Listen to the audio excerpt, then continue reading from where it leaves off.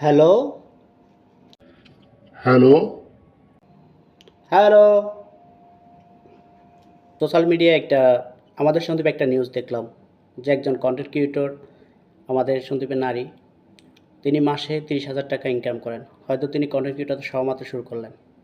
তো আসলে নিউজ ফিডে এই খবরটা দেখার পর বা নিউজটা পড়ার পর তখন আমি এই নিউজের রিভিউটা আমি একটু ভিন্ন আকার দিলাম যে একটা ফানি হিসাবে।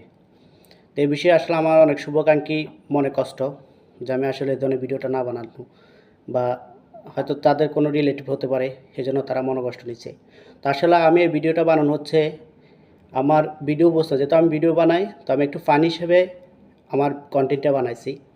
কিন্তু সন্দীপে এই সবচেয়ে আরও অনেক গুরুত্বপূর্ণ নিউজ লুকিয়ে আছে যা আমাদের জানার বাহিরে।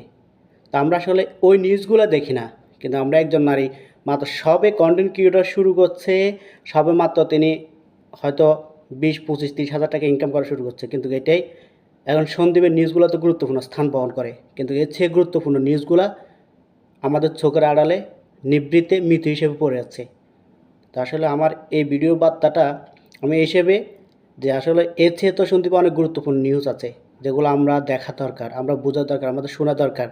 এই জন্য আসলে আমি এই ভিডিওটা ফান হিসেবে উপস্থাপন করছিলাম, অর্থাৎ ওই নিউজ পত্রিকার নিউজটা আমি হিসেবে পান হিসেবে আমার রিভিউটা দিয়েছি। তো আসলে আমার যারা শুভাকাঙ্ক্ষী আছে, আপনারা যারা আসলে মনোকষ্ট নিচ্ছেন বা হয়তো আপনাদের কোনো রিলেটিভ কেউ হতে পারে, তো আসলে মনোকষ্ট নেওয়ার কিছু নেই। এটা আমি যেহেতু একটা পত্রিকার পাতা যখন আমার চোখের সামনে আসলো আমি পড়লাম, আমি চিন্তা করলাম এর চেয়ে তো আরও শুনতে অনেক অনেক গুরুত্বপূর্ণ নিউজ আছে। তা আমি আসলে আমার এই ভিডিওটা আমি ফান হিসাবে উপস্থাপন করছি, যেহেতু আমি ভিডিও বানাই।